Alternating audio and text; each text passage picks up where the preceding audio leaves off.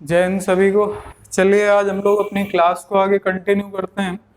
आपकी पिछले week chemistry की 2 क्लासें रह गई थी, उनको भी हम पहले कंप्लीट करेंगे। इसके बाद इस वीक की आपकी क्लासें, इसी वीक में हम आपकी जितनी भी पेंडिंग क्लासें हैं वो सारी कंप्लीट करा देंगे। तो अब सभी लोग पूरी तरीके से तैयार हो जाइएगा। चलिए स्टार्ट करते हैं अपनी केमिस्ट्री की क्लास। और लास्ट टर्न केमिस्ट्री में हम लोग कहाँ तक पढ़ चुके थे? तो केमिस्ट्री में लास्ट टर्न हम लोगों ने पढ़ रहे थे एसिड बेस और साल्ट के बारे में। एसिड बेस और साल्ट। तो एसिड बेस और साल्ट के बारे में यानी अम्ल क्षार और लवण के बारे में हम लोग पढ़ रहे थे। इसके 2 वीडियो आप लोग कंप्लीट कर चुके हो। आज तीसरा वीडियो है अम्ल क्षार और लवण का। तो आज इसमें आगे देखते हैं क्लास में। हम लोग लास्ट टर्न चल रहे थे साल्ट में। साल्ट के संबंध में हम लोगों की बात हुई थी कि या तो अम्ल में क्षार मिलाया जाए या क्षार में अम्ल मिलाया जाए, तो वो निर्माण किसका करता है? लवण का। इसके बाद हम लोगों ने एक बात करी थी कि यदि कभी भी आपसे क्वेश्चन पूछ लिया जाए कि किसी भी सांद्र विलयन को तनु बनाने के लिए या किसी सांद्र अम्ल को या तीव्र अम्ल को या तेज अम्ल को साधारण अम्ल में बदलने के लिए क्या प्रक्रिया अपनाई जाती है, क्वेश्चन काफी इंपॉर्टेंट है, इसको ध्यान रखिएगा। लास्ट टर्म पढ़ चुके थे। अब उसी के आगे हम लोग अगला पॉइंट देखते हैं। इसके आगे आप लोग नोट करिएगा, plaster of Paris. Plaster of Paris, plaster of Paris का सूत्र क्या होता है? सबसे पहली बात तो ये, इसका सूत्र होता है CaSO4 into half H2O। CaSO4 into half H2O। इसका पहले तो सूत्र याद रखिएगा, CaSO4 इंटू हाफ H2O। इसको बोला क्या जाता है? तो इसे आप कैल्शियम सल्फेट हेमीहाइड्रेट के नाम से भी जानते हैं। इसे कैल्शियम सल्फेट हेमीहाइड्रेट के नाम से भी जाना जाता है। तो एक बात आपको ये भी नोट कर लेनी। इसके बाद अगला क्वेश्चन आपसे पूछा जाता है कि जिप्सम का सूत्र क्या है। अब देखिए यहीं से आपको जिप्सम का भी याद रखना है। जिप्सम से ही आपका प्लास्टर ऑफ पेरिस बनता है। जिप्सम का सूत्र होता है CaSO4। यानी कि जिप्सम को यदि हम लोग गर्म कर दें तो जिप्सम को गर्म करने पर बनेगा क्या? तो जिप्सम को गर्म करने पर बन जाता है प्लास्टर ऑफ पेरिस। इसलिए यहाँ पर क्या जुड़ जाता है? Half H2O। तो यहाँ पर याद रखिएगा, क्वेश्चन को इस तरीके से भी पूछा गया कि जिप्सम को गर्म करने पर क्या बनेगा? तो जिप्सम को गर्म करने पर आपका प्लास्टर ऑफ पेरिस बन जाता है। इसके बाद इसका प्रयोग कहाँ पर करते हैं? तो आप सब लोग जानते हैं इसका प्रयोग मूर्ति कला में किया जाता है, मूर्ति निर्माण में। इसके बाद मेडिकल में आप देखते हैं कि जो प्लास्टर चढ़ाया जाता है, मेडिकल में जो आपका प्लास्टर चढ़ाते हैं, जैसे हाथ टूट जाने पर पैर, तो उसमें यूज होता है। इसके बाद आपके घरों पे जो पुट्टी होती है उसमें भी इसका यूज करते हैं। तो भवन निर्माण में भी इसको लिख सकते हैं, इसका प्रयोग किया जाता है। नोट कर लीजिएगा। इसके बाद नेक्स्ट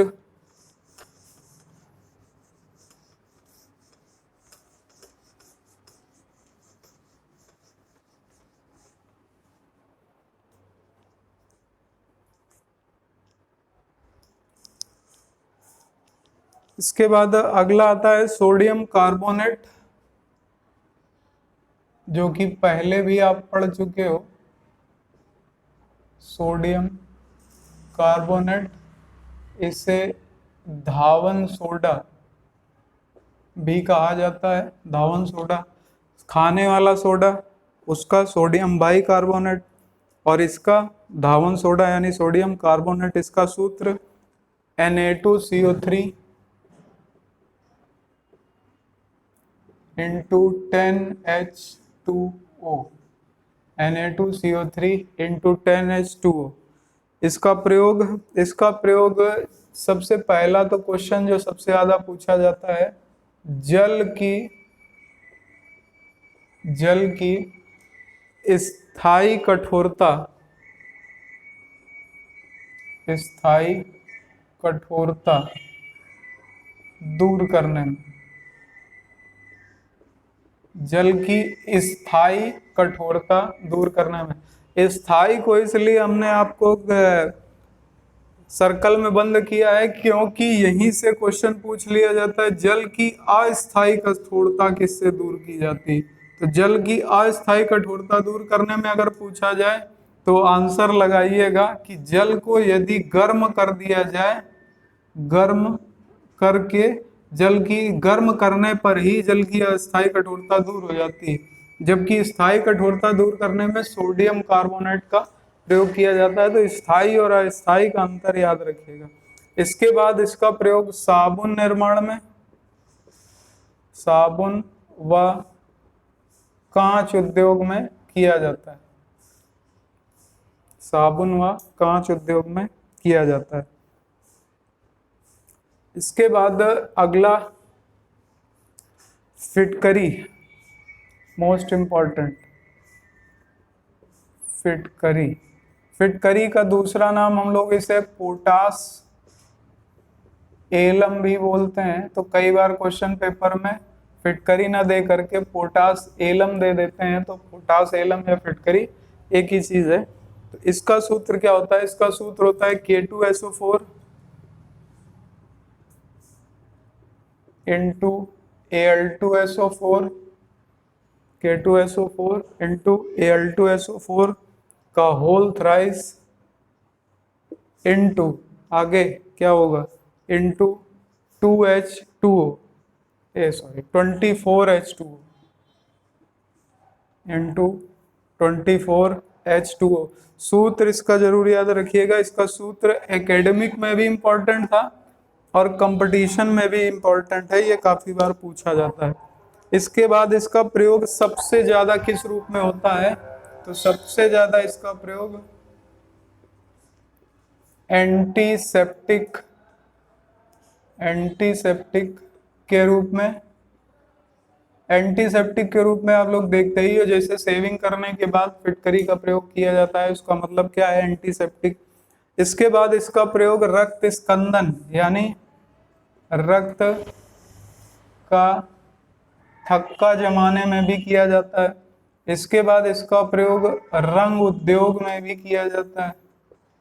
रंग उद्योग में आप देखते होंगे कि जो रंग होते हैं उसमें एक चमकदार कण होते हैं छोटे छोटे, तो वो चमकदार कण जो डाले जाते हैं वो फिटकरी के होते हैं, क्योंकि जब भी कभी किसी के चेहरे पर रंग का यूज किया जाए तो किसी तरीके का साइड इफेक्ट ना हो, इसलिए इसका प्रयोग नमक रंग में भी करते हैं, क्योंकि ये एंटीसेप्टिक के रूप में काम करता है। तो नोट कर लीजिएगा। इसका प्रयोग पानी की शुद्धता में भी किया जाता है। जैसे आप देख सकते हो कि जिन जगहों पर पानी में मिट्टी या बालू ज्यादा आती है तो रक्त के इसमें पानी के स्कंदन में आपका प्रयोग किसका करते हैं? तो पानी के स्कंदन में या रक्त पानी की शुद्धता में किसका प्रयोग किया जाता है? इसको स्कंदन बोला जाता है। तो जल के स्कंदन में किसका प्रयोग करते हैं? आपका फिटकरी का। इसके बाद आपका जैसे चमड़े की रंगाई में भी इसका प्रयोग किया जाता है, चमड़े की रंगाई में भी इसका प्रयोग किया जाता है। नोट कर लीजिएगा।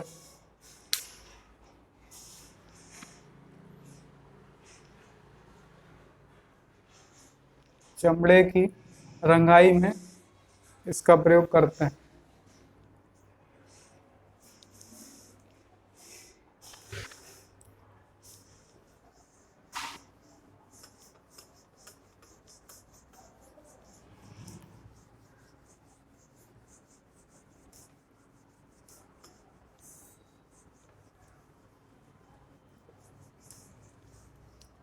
इसके बाद नेक्स्ट है पोटेशियम नाइट्रेट।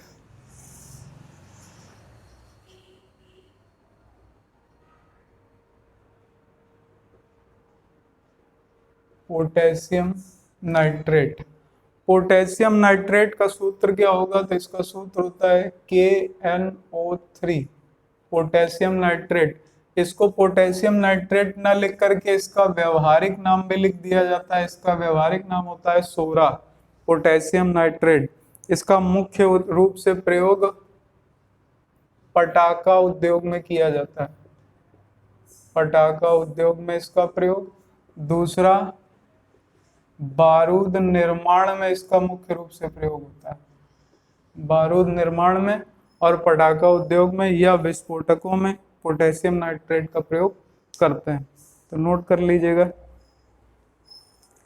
इसके बाद जैसे आपका अगला पूछा जाता है कॉपर सल्फेट, कॉपर सल्फेट जिसको हम लोग नीला थोथा के नाम से भी जानते हैं, कॉपर सल्फेट या नीला तोता। इसका सूत्र CuSO4 into 5H2O, CuSO4 into 5H2O, CuSO4 into 5H2O।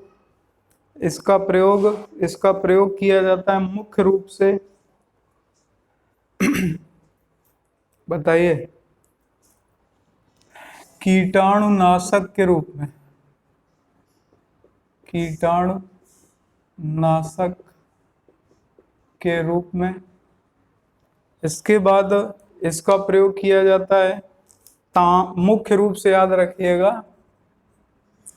तांबे के निष्कर्षण में। ये क्वेश्चन कई बार पूछा गया कि तांबे के निष्कर्षण में किसका प्रयोग करते हैं, तो तांबे के निष्कर्षण में आपका प्रयोग किया जाता है कॉपर सल्फेट यानी नीला तोता।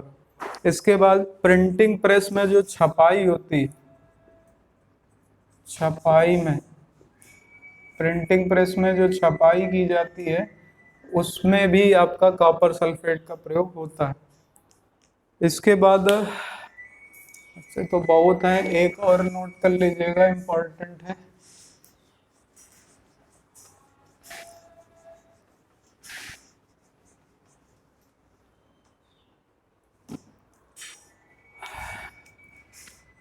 नौसादर, नौसादर भी काफी पूछा जाता है। इसका सूत्र होता है NH4Cl, NH4Cl। इसका रासायनिक नाम की अगर बात करें तो इसका रासायनिक नाम होता है अमोनियम क्लोराइड, अमोनियम क्लोराइड। तो इसको भी नोट कर लीजिएगा, अमोनियम क्लोराइड। इसे और क्या नाम दिया जाता है, तो इसका प्रयोग बहुतायत से कपूर में किया जाता है। तो कपूर में इसका प्रयोग होने के कारण कई लोग इसे कपूर के नाम से भी जानते हैं। तो कपूर या नौसादर आपका नोट कर लीजिएगा। इसके बाद इसका प्रयोग कहाँ करते हैं, तो इसका प्रयोग मुख्य रूप से अमोनिया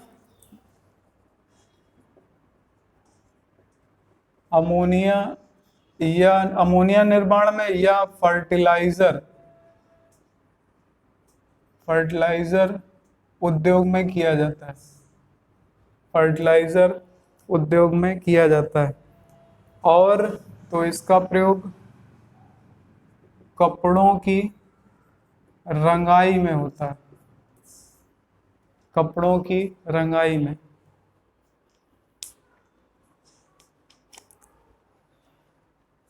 नोट कर लिया। एक क्वेश्चन आपसे बहुत बार पूछा गया है, लाल दवा का सूत्र क्या है, लाल दवा को और किस नाम से जानते हैं। देखिए, लाल दवा को कहा जाता है पोटेशियम पर मैग्नेट, पोटेशियम पर मैग्नेट के नाम से जानते हैं। लाल दवा का सूत्र काफी पूछा जाता है, इसका सूत्र होता है KMNO4, लाल दवा या पोटेशियम पर मैग्नेट। इसका सूत्र भी याद रखिएगा KMNO4, मोस्टली इसका सूत्र ही पूछा जाता है। इसके बाद जैसे आपसे पूछा जाएगा, एक और पूछा जाता है हाइड्रोजन परऑक्साइड, हाइड्रोजन परऑक्साइड। ये भी काफी बार पूछा गया पेपर में, इसका सूत्र क्या होता है बताइए, हाइड्रोजन परऑक्साइड का सूत्र क्या होता है? इसका सूत्र होता है H2O2, H2O2 हाइड्रोजन परऑक्साइड। देखिए इसका प्रयोग बहुत जगह किया जाता है, जैसे पहला तो पुराने तैल चित्र जो होते हैं उन्हें उभारने में इसका प्रयोग करते हैं। दूसरा इसका प्रयोग किया जाता है ब्लीच करने में। ब्लीच करने में मतलब जो आपके चेहरे में ब्लीचिंग होती है उसमें भी हाइड्रोजन परऑक्साइड का प्रयोग किया जाता है। इसके बाद इसी का प्रयोग किया जाता है, आप देखते हैं डॉक्टर पहले घाव को साफ करता है जब भी कभी कोई चोट लग जाती है, तो इसका प्रयोग घाव साफ करने में भी किया जाता है। तो इसको भी नोट कर लीजिएगा, हाइड्रोजन परऑक्साइड और लाल दवा।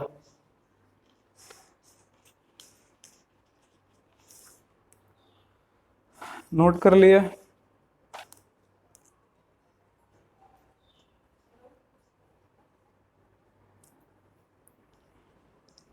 अब हम लोग आगे बढ़ते हैं।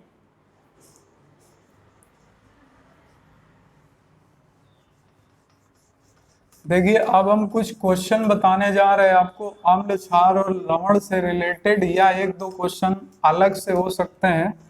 ये क्वेश्चन आपको बहुत ध्यान से दिमाग में रखने हैं, क्योंकि ये क्वेश्चन आपके काफी परीक्षाओं में ट्रेंड करते हैं। ये निश्चित नहीं है कि परीक्षा कौन सी है, अलग अलग परीक्षाओं में अलग अलग तरीकों से इनको पूछा जाता है। तो सबसे पहले हम लोग शुरुआत करते हैं पहले क्वेश्चन से। पहला क्वेश्चन ये है कि वह सिद्धांत जिसके अनुसार अम्ल प्रोटॉन देता है तथा क्षारक प्रोटॉन ग्राही होता है। पहला, वह सिद्धांत किसने दिया जिसमें कहा गया कि अम्ल प्रोटॉन दाता होते हैं जबकि क्षार प्रोटॉन ग्राही होते हैं। तो ये सिद्धांत किसने दिया था, ये क्वेश्चन पूछा गया है काफी बार। इसके बाद जैसे एक क्वेश्चन पूछा जाता है कि किसी अम्ल का तुल्यांकी भार कैसे निकाला जाएगा, तो आपसे क्वेश्चन पूछा जा सकता है, कोई भी दे सकता है और पूछेगा कि अम्ल का तुल्यांकी भार क्या होगा। तो तुल्यांकी भार से भी पिछली बार आपके एनटीपीसी में क्वेश्चन पूछे गए थे कि अम्ल का तुल्यांकी भार क्या होगा। तो याद रखिएगा, अम्ल का तुल्यांकी भार बराबर होता है अम्ल का अणु भार, अम्ल का अणु भार बटे अम्ल की क्षारकता। तो इस तरीके से आपसे क्वेश्चन पूछे जाते हैं, जिसमें आपको हो सकता है अणु भार दे दे, क्षारकता दे दे और तुल्यांकी भार पूछ ले, या तुल्यांकी भार और क्षारकता दे दे अणु भार पूछ ले, या क्षारकता और अणु तुल्यांकी भार दे दे और अणु भार पूछ ले। इस तरीके से क्वेश्चन आपसे पूछे जाएंगे। तो अम्ल का तुल्यांकी भार बराबर होता है अम्ल का अणु भार बटे अम्ल की क्षारकता। इसके बाद जैसे आपसे क्वेश्चन पूछा जा सकता है क्षार का तुल्यांकी भार क्या होगा, तो यहाँ पर कुछ नहीं करना है, सिर्फ इसी में आपको जहाँ पर अम्ल लिखा है वहां पर क्षार कर देना है। तो क्षार का तुल्यांकी भार बराबर हो जाएगा क्षार का अणु भार बटे क्षार की अम्ल का अणु भार बटे क्षार की अम्लता। तो ये आपको यहाँ पर सिर्फ थोड़ा सा परिवर्तन करना है। अब जरा पहला क्वेश्चन जो हम लोगों ने पढ़ा था उसका आंसर क्या होगा, तो याद रखिएगा ये सिद्धांत दिया था ब्रांटेड एंड लारी। ये सिद्धांत था किसका, तो ये सिद्धांत था ब्रांटेड एवं लारी सिद्धांत कहा जाता है। ब्रांटेड और लारी दोनों रसायन शास्त्री थे, इन दोनों ने यह सिद्धांत दिया था कि अम्ल प्रोटॉन का दाता होता है जबकि क्षार प्रोटॉन का ग्राही होता है। तो इसको नोट कर लीजिएगा।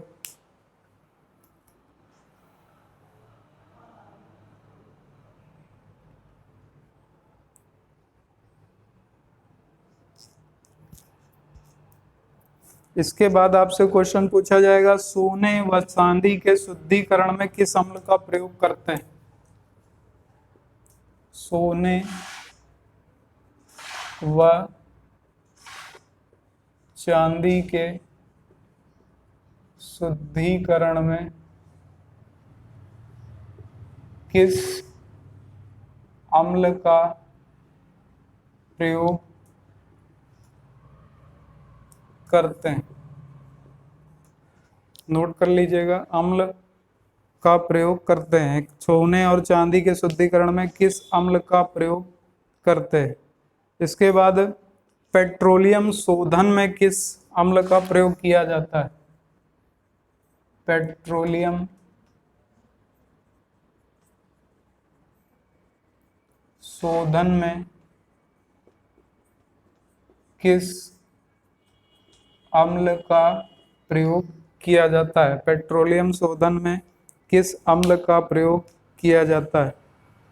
तो पहला तो पॉइंट ये वाला कंप्लीट करते हैं, सोने और चांदी के शुद्धिकरण में किस अम्ल का प्रयोग किया जाता है? तो याद रखिएगा, सोने और चांदी के शुद्धिकरण में नाइट्रिक एसिड का प्रयोग करते हैं। नाइट्रिक अम्ल का प्रयोग किया जाता है। इसके बाद अगला दिया है, पोटेशियम पेट्रोलियम शोधन में किस अम्ल का प्रयोग करते हैं? तो इसमें याद रखिएगा, सल्फ्यूरिक अम्ल। सल्फ्यूरिक अम्ल। सल्फ्यूरिक अम्ल का प्रयोग किसमें किया जाता है? पेट्रोलियम शोधन में। या इस पेट्रोलियम शोधन में किसका प्रयोग करते हैं? सल्फ्यूरिक एसिड का। नोट कर लीजिएगा। इससे संबंधित हम लोग काफी क्वेश्चन कर चुके हैं, जैसे सल्फ्यूरिक एसिड का ही प्रयोग आपकी संचायक बैटरियों में किया जाता है। जैसे कार बैटरी में आपका कौन सा अम्ल यूज होता है? तो आपका सल्फ्यूरिक एसिड यूज होता है। सल्फ्यूरिक एसिड का ही प्रयोग आपका किया जाता है औषधि निर्माण में। तो इसके संबंध में ये भी क्वेश्चन पूछा जाता है कि सल्फ्यूरिक एसिड का प्रयोग और किस में करते हैं? तो औषधि निर्माण में। तो ये पॉइंट याद रखिएगा। रंग उद्योग में किसका प्रयोग करते हैं? तो भी इसका आपका सल्फ्यूरिक एसिड का। इसके बाद आपका क्वेश्चन पूछा जाएगा, रंग औषधि अम्लराज और अभिकर्मक के रूप में किसका प्रयोग करते हैं? क्वेश्चन है, रंग औषधि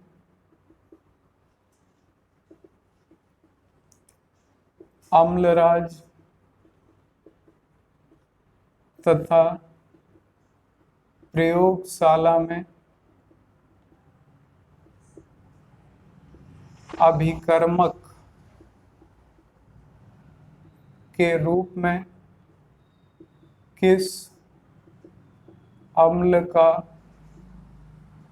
प्रयोग करते हैं? रंग औषधि तथा अम्लराज और प्रयोगशाला में अभिकर्मक के रूप में किस अम्ल का प्रयोग करते हैं? ये क्वेश्चन काफी बार पूछा गया है। ये अम्ल है आपका हाइड्रोक्लोरिक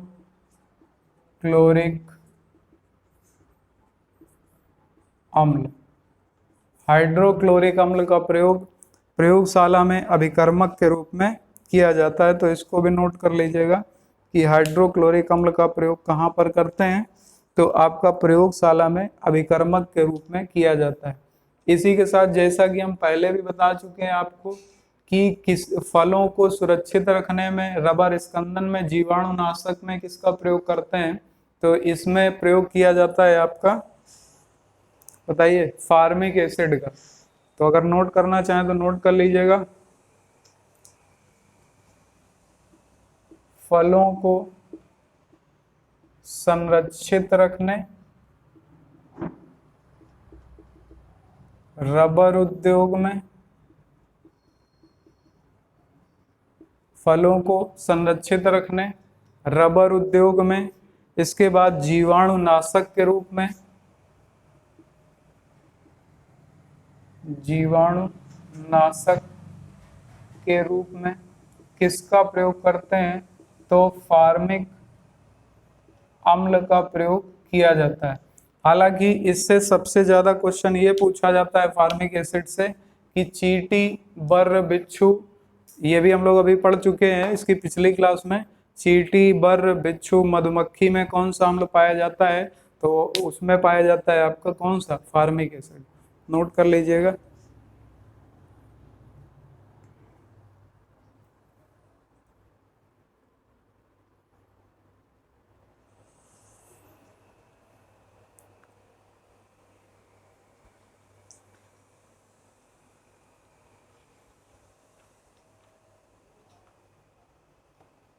इसके बाद नेक्स्ट अगला क्वेश्चन दिख रहा है आप सबको।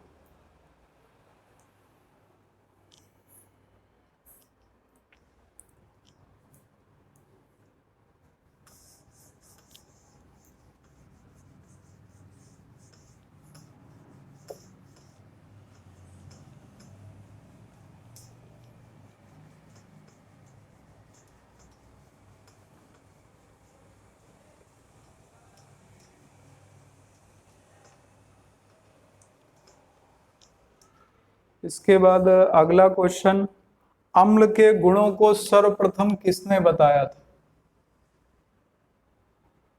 अम्ल के गुणों को सर्वप्रथम किसने बताया। अम्ल के गुणों को सर्वप्रथम किसने बताया, तो याद रखिएगा सबसे पहले बॉयल ने ही इसके संबंध में नियम दिए थे और इन्होंने ही सबसे पहले अम्ल के गुणों के बारे में बताया था। तो सर्वप्रथम अम्ल के नियम को किसने प्रतिपादित किया, तो ये बॉयल ने प्रतिपादित किया था। इसके बाद नेक्स्ट अगला क्वेश्चन यदि आपसे पूछा जाए कि यदि टर्मरिक पत्र, एक टर्मरिक पत्र होता है या टर्मरिक पेपर होता है, टर्मेरिक पत्र या पेपर का रंग भूरा हो जाता है तो यौगिक है। जैसे हमने आपको बताया था, यदि लिटमस पेपर का रंग यानी लाल लिटमस पेपर का रंग नीला हो जा रहा है तो क्या होगा, क्षार होगा। मिथाइल ऑरेंज का रंग यदि आपका कैसा हो जा रहा है, येलो पीला हो जा रहा है, तो वो किसका सूचक होगा, तो वो सूचक होगा क्षार का। उसी तरीके से तीसरा भी याद रखिएगा, यदि टर्मरिक पत्र का या टर्मरिक पेपर का कलर भूरा हो जा रहा है तो भी ये सूचक होगा किस यौगिक का, तो ये क्षार का सूचक होता है। ऐड कर लीजिएगा वहीं पर। इसके बाद नेक्स्ट, सर्वाधिक साधारण दुर्बल क्षार कौन सा होता है, यहीं पर नोट कर लीजिएगा। सर्वाधिक साधारण दुर्बल क्षार कौन सा है, सर्वाधिक साधारण दुर्बल क्षार कौन सा है, तो याद रखिएगा अमोनिया। अमोनिया सर्वाधिक साधारण दुर्बल क्षार होता है, इसको ऐड करिएगा।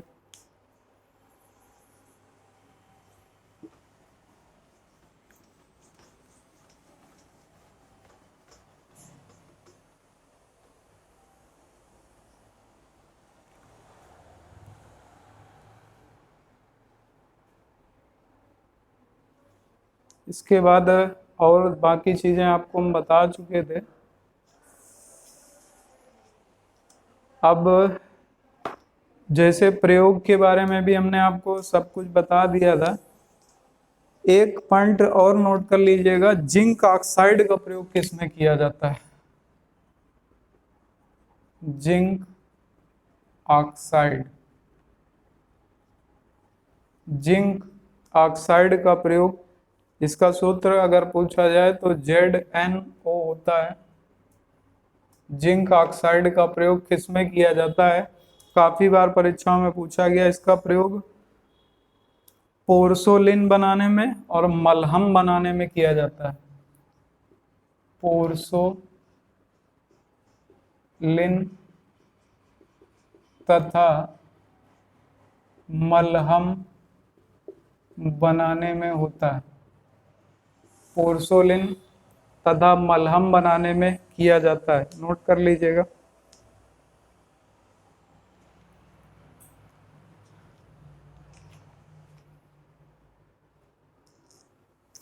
इसके बाद आगे बढ़ते हैं। अब आपसे काफी बार क्वेश्चन पूछा जाता है कि किसकी पीएच वैल्यू कितनी होती है। तो ये एक एसिड बेस और साल्ट का लास्ट टर्म है, इसको भी जरा देख लेते हैं।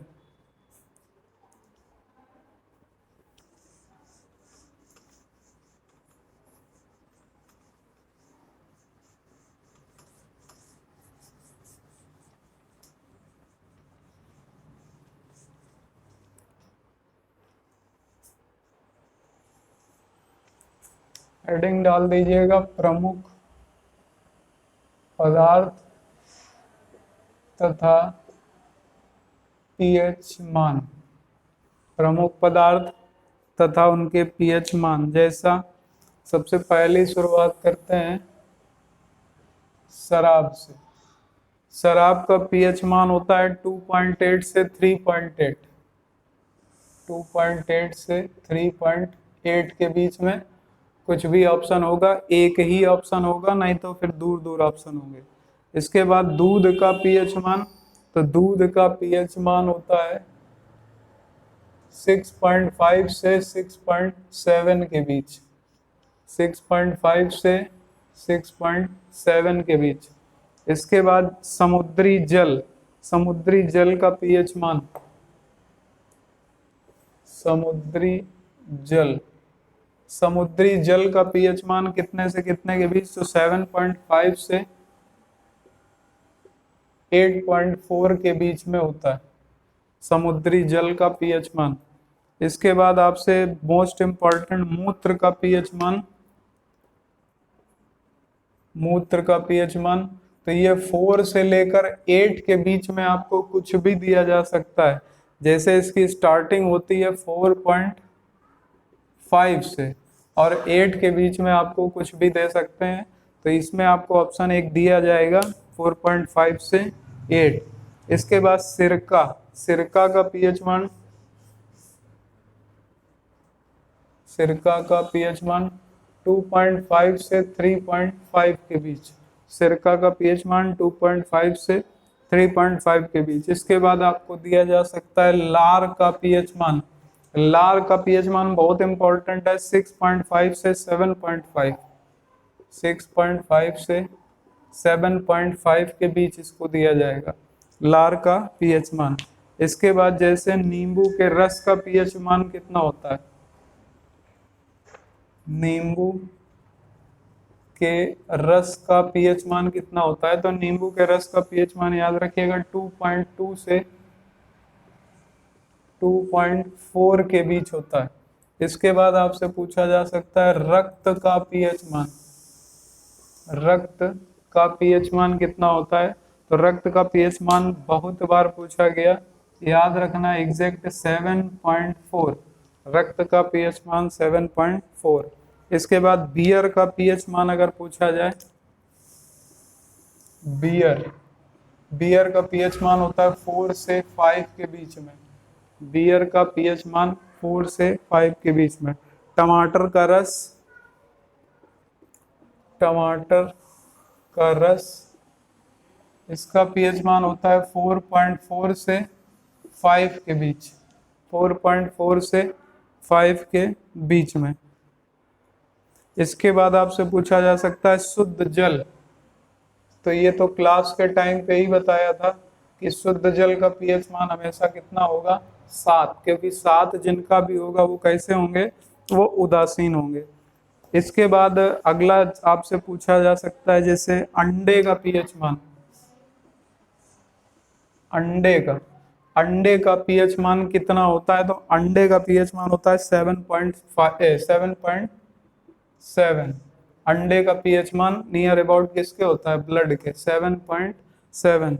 इसके बाद अगला पॉइंट याद रखना है कि खाने वाले सोडे का पीएच मान कितना होता है, खाने वाला सोडा और एक आपसे पूछा जा सकता है धावन सोडा यानी कपड़ा धुलने वाला सोडे का पीएच मान कितना होता है।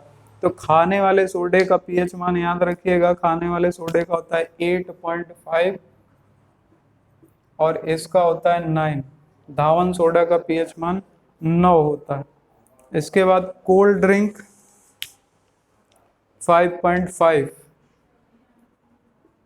कोल्ड ड्रिंक इसका पीएच मान होता है 5.5, नोट कर लीजिएगा, कोल्ड ड्रिंक 5.5। बियर आपको लिखाई दिया, मूत्र हमने बता ही दिया आपसे 4.5 से 8 के बीच में दे सकता है। इसमें मोस्टली आपको 6 दिया जाएगा, 6। इसके बाद कॉफी, कॉफी का पीएच मान कॉफी का होता है 5, कॉफी का पीएच मान 5। तो ये सारे पॉइंट आपके कंप्लीट हो गए। एक टूथपेस्ट में अगर आप लिखना चाहो तो लिख सकते हो, टूथपेस्ट, टूथपेस्ट का पीएच मान होता है 8.5, टूथपेस्ट का पीएच मान 8.5। इसमें से कुछ भी छोड़ना नहीं है, सारे आपको याद करने हैं, सारी चीजें आपको धीरे धीरे करके दिमाग में बैठालने। अब इसमें आपसे क्वेश्चन इस तरीके से भी पूछा जा सकता है कि शराब या अल्कोहल आपका होता है प्रबल क्षारी, प्रबल अम्ली, दुर्बल क्षारी, दुर्बल अम्ली। तो इसमें आप देख करके बता सकते हो, क्योंकि पीएच वैल्यू के बारे में हमने आपको बताया था कि कितने से शुरू होती, 0 से जाती कितने तक है, 14 तक। मिड वैल्यू कितनी होती, 7। इसके बाद इसकी मिड वैल्यू कितनी होगी, 3.5। इसकी मिड वैल्यू कितनी होगी, 10.5। अब यहाँ से यहाँ के बीच में जो होंगे ये आपके क्या होंगे, प्रबल अम्ल। ये क्या होंगे, तो ये होंगे आपके दुर्बल अम्ल, दुर्बल अम्ल। यहाँ पर बात करें तो ये होंगे दुर्बल क्षार, और इसकी बात करें तो ये होगा आपका प्रबल क्षार। तो इसको थोड़ा सा आप दिमाग में रख करके आंसर करोगे तो जो इसका थ्योरेटिकल क्वेश्चन बनता है वो भी आप आसानी से बता सकते हो, क्योंकि 7 वाला जो होगा वो क्या होगा, वो होगा उदासीन, और जिनकी वैल्यू 7 से कम होगी वो क्या होंगे, तो वो अम्ल होंगे, और जिनकी वैल्यू 7 से ज्यादा होगी वो क्या होंगे, क्षार होंगे। बाकी सारा डिटेल हमने आपको एसिड बेस और साल्ट का बता दिया है, इसके बाहर आपका कुछ भी नहीं जाना है, इसके बाहर आपका नहीं कुछ जाएगा, इतना आपको तैयार करना ही करना है। तो यहाँ तक उम्मीद है आप सबको बहुत अच्छी तरीके से एसिड बेस और साल्ट के बारे में समझ में आ गया होगा। तो केमिस्ट्री की नेक्स्ट क्लास यानी अगले वीडियो में मुलाकात होगी, और अगली क्लास भी आपकी बहुत जबरदस्त होने वाली है। तो मिलते हैं नेक्स्ट वीडियो में, तब तक के लिए सभी को जय हिंद, वंदे मातरम।